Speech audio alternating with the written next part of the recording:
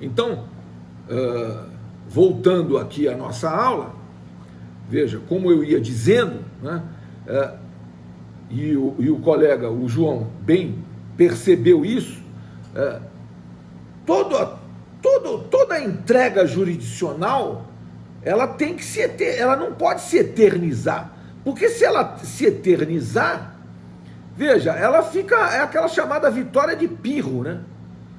A vitória de pirro, você ganha, mas não leva. Quer dizer, você veja que absurdo, o Superior Tribunal de Justiça julgou agora, no final do ano passado, o Superior Tribunal de Justiça julgou o processo da Princesa Isabel pela posse do Palácio das Laranjeiras.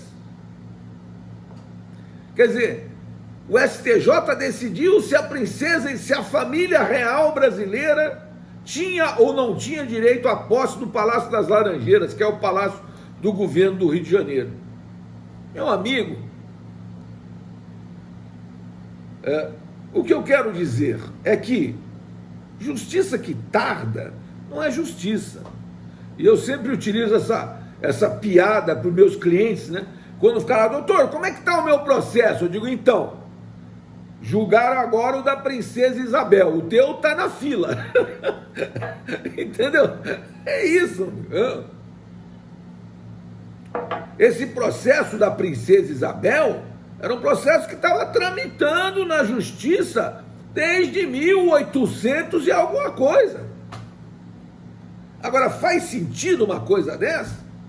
Quer dizer, o judiciário não tem prazo para nada? Ninguém tem prazo para nada?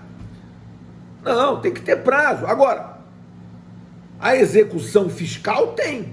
A Fazenda tem um crédito. Ela tem que executar esse crédito. Ela cochila, deixa o processo 5 anos no arquivo, prescreve do direito de continuar exigindo o crédito. É a chamada prescrição intercorrente na ação de execução fiscal. Tem previsão legal. Agora, aqui no processo administrativo, data vênia, não tem a previsão legal da chamada prescrição intercorrente, mas há que se aplicar por analogia, como eu ponderei, os artigos 24 da Lei 11.457 de 2007, juntamente com o artigo 40 da Lei 6.830 de 1980. Essa é a opinião SMJ, salvo melhor juízo. Agora, o que tem entendido doutrina e jurisprudência, que durante esse processo aqui não corre processo algum.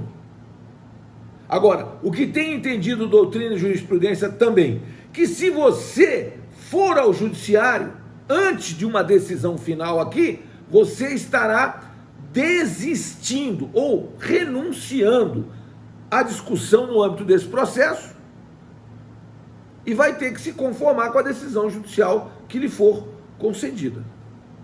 Então, o meu cliente, respondendo a sua pergunta, portanto, meu cliente poderia ir ao judiciário? Poderia. Diz, olha, mas eu prefiro que ele aguarde a decisão final, que eu quero ver o que o CARF vai dizer 30 anos depois da autuação. Ele vai dizer o quê? Ah, é devido esse tributo aqui.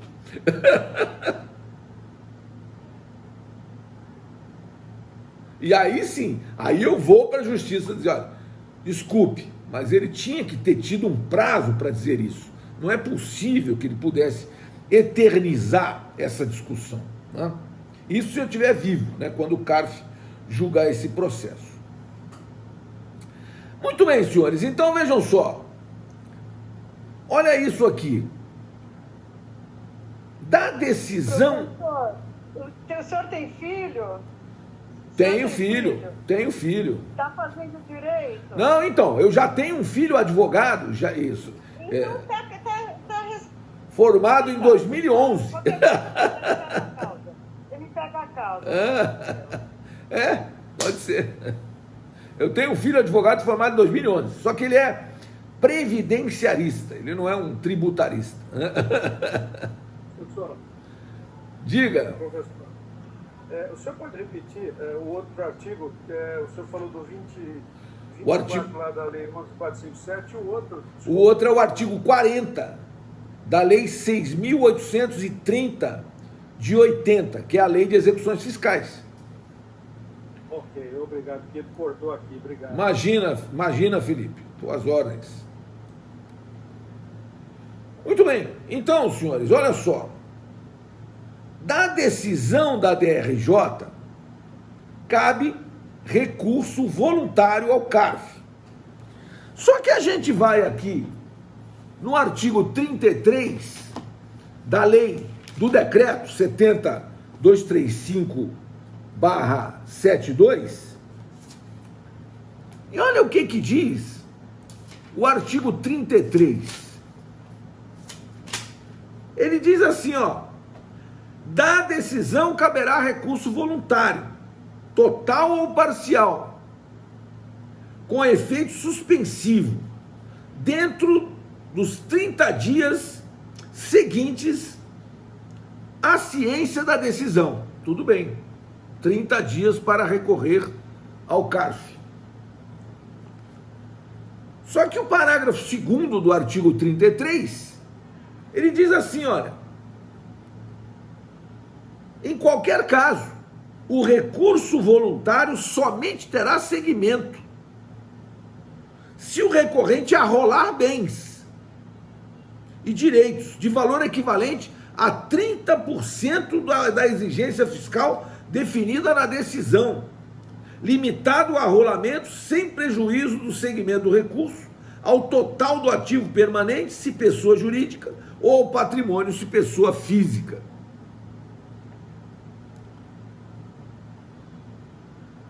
Vejam só, senhores.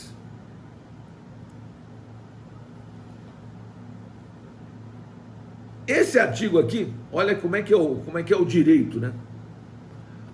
Esse artigo aqui, que diz que se não arrolar bens não tem direito ao recurso, ele tinha outra redação, ele dizia que tinha que depositar 30%, senão não tinha direito a recurso. Aí depois eles mudaram, não, tem que arrolar bens, senão não tem direito a recurso. E no Supremo Tribunal Federal, era uma maioria de 10-1. Tinha um voto vencido do Marco Aurélio, o Marco Aurélio sustentava que isso era inconstitucional.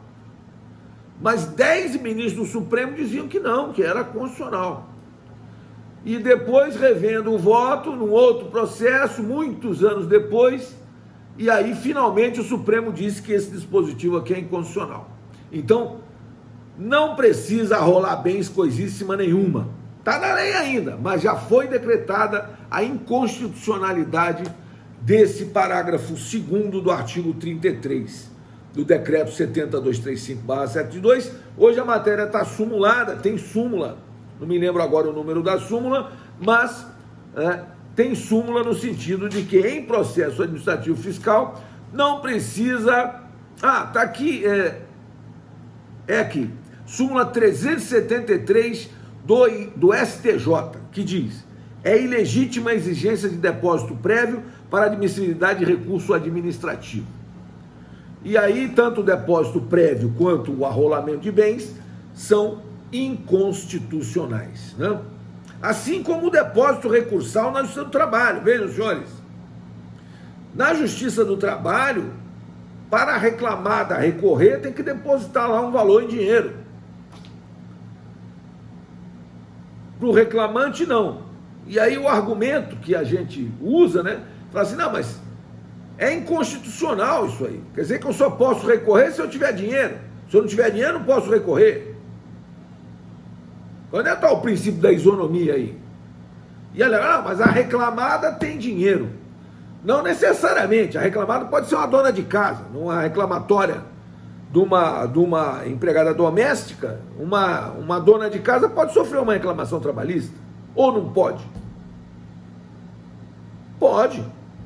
E uma dona de casa, por acaso, é pessoa que tem 9 mil reais para fazer um depósito recursal?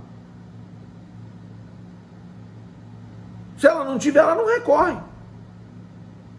Por isso eu sustento que o depósito recursal na Justiça do Trabalho, ele teria que ser dispensado todas as vezes que a parte demonstrasse que não tem suficiência econômica para suprir esse depósito.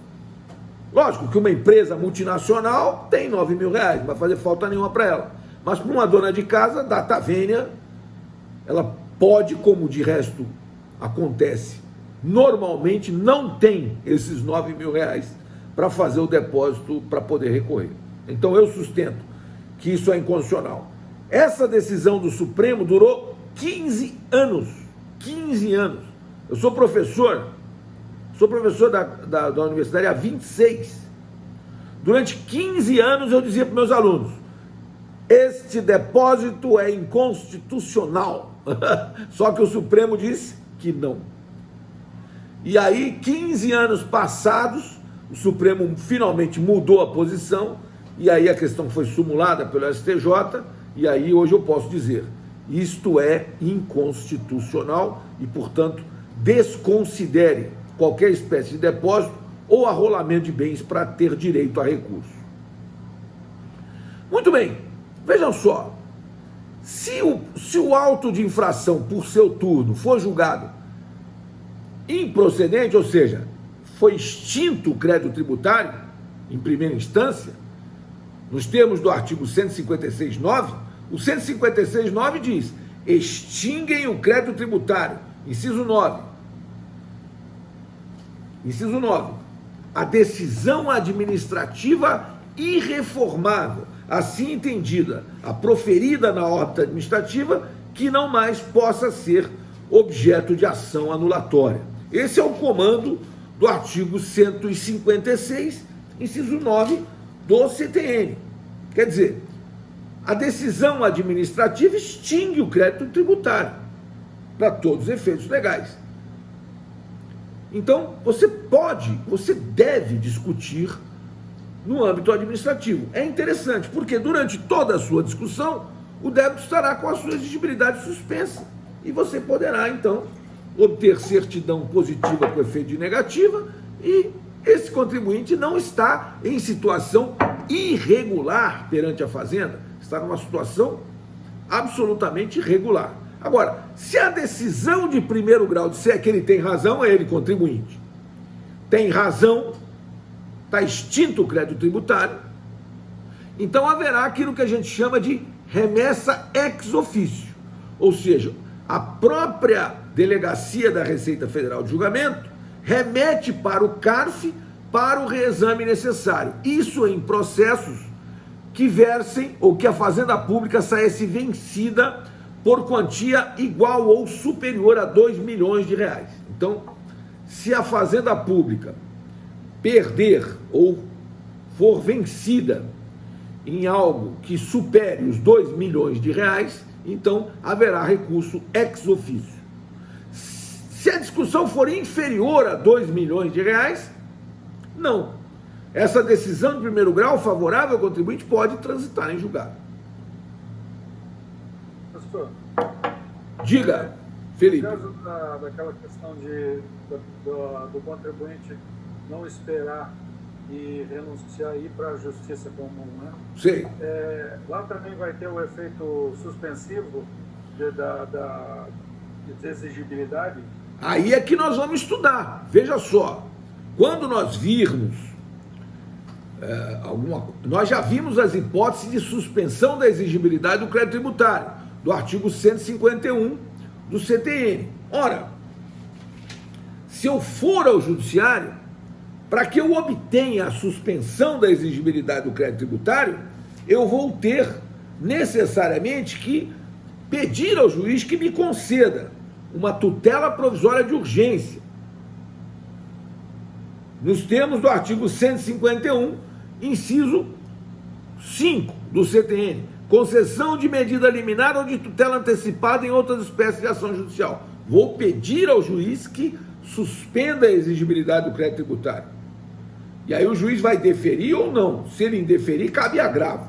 Se ele deferir, está suspensa a exigibilidade. Não sei se eu respondi a sua pergunta. Veja. Se vou ao judiciário, tenho que pedir suspensão da exigibilidade. E aí vou obter uma das formas de suspensão do 151. Eu estava aqui com a exigibilidade suspensa. Enquanto esse processo não for decidido, está suspensa a exigibilidade. eu devo pedir lá também. Agora, se eu não conseguir lá, enfim, e se esse processo for julgado contrariamente aos meus interesses aqui, porque o que acontece? Essa é uma questão interessante. Quando você noticia aqui nesse processo, você for ao judiciário, a Fazenda devia fazer, sabe o quê? Extinguir o processo sem julgamento. Você foi ao judiciário, você desistiu desse processo aqui. Agora, na prática eles não fazem isso. Na prática eles julgam isso aqui. Agora, teríamos um contrassenso se eles julgassem aqui favoravelmente a você depois que você tivesse ido ao judiciário. Aí você tem a opção de desistir da ação lá. Se ele julgar favoravelmente a você. Mas, na verdade, o efeito jurídico de uma ida ao judiciário é a desistência ou a renúncia à discussão no âmbito administrativo. Essa é a consequência jurídica, não tem outra. Porque entre uma decisão administrativa e uma judicial, vai prevalecer qual? A judicial, evidentemente. Mas o que acontece? Eles acabam deixando em aberto, então. Na prática, eles julgam aqui. Entendeu? Eles julgam. Eles não deixam sem julgar, eles julgam. E julgam errado, não deveriam julgar. Deveriam dizer, o contribuinte optou por uma discussão judicial. Então eu não vou decidir mais. Entendeu? Não sei se você entendeu. Não é fácil, esse negócio está muito longe de ser fácil, né? Entendeu? Fácil não tem nada. É uma incoerência, né? Mas, sim. É uma incoerência. Mas, veja, é uma incoerência que o contribuinte tem direito. Aí eu não posso. Veja, eu posso, uma vez receber o auto, já ir para o judiciário. Optar por discutir judicialmente, não quero discutir administrativamente. É uma opção que eu falei para você, desde o início. É uma opção do contribuinte discutir isso aqui, nessa instância administrativa. Se ele optar por fazer essa discussão, muito bem. Se ele optar por ir ao judiciário, tudo bem também. É um direito dele, contribuinte. Agora, o que eu, como advogado tributarista, digo ao meu cliente? Olha, é conveniente a discussão administrativa,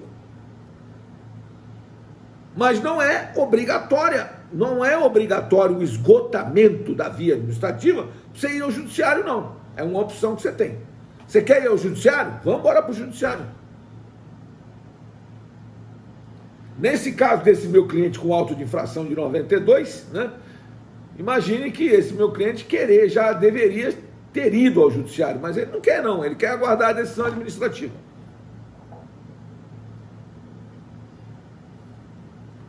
Certo, senhores? Agora veja só, qual a diferença entre a decisão de primeiro grau da Delegacia da Receita Federal de Julgamento com a decisão do CARF, que é o Conselho Administrativo de Recursos Fiscais? É só que a primeira instância é um órgão julgador colegiado, são 3 auditores fiscais que vão julgar o seu processo.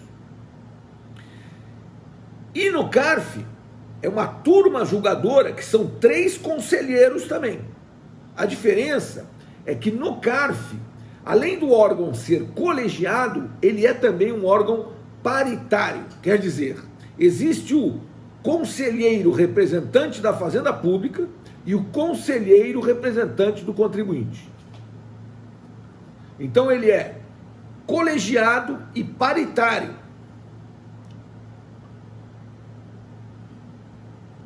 Deveria ser o quê? Justo. Na prática, não é não. Agora, é técnico, é extremamente técnico.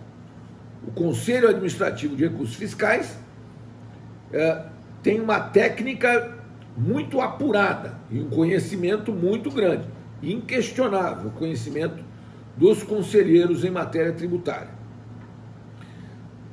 E, infelizmente, também foi manchado pela corrupção, né?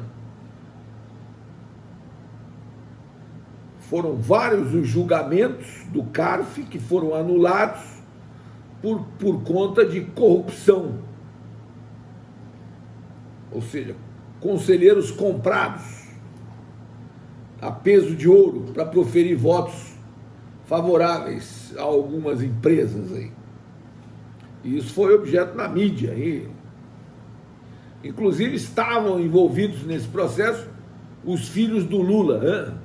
Aliás, o Fachin até esqueceu de anular também esses processos dos filhos do Lula. Inclusive porque tem que inocentar o Lula, os filhos do Lula, os netos do Lula e todo mundo que possa eventualmente ter alguma ligação é inocente também, né? Deve ser inocentado. O Fachin esqueceu. Ele não tem culpa mesmo. Ele não tem culpa. Quem, o Lula? Mesmo.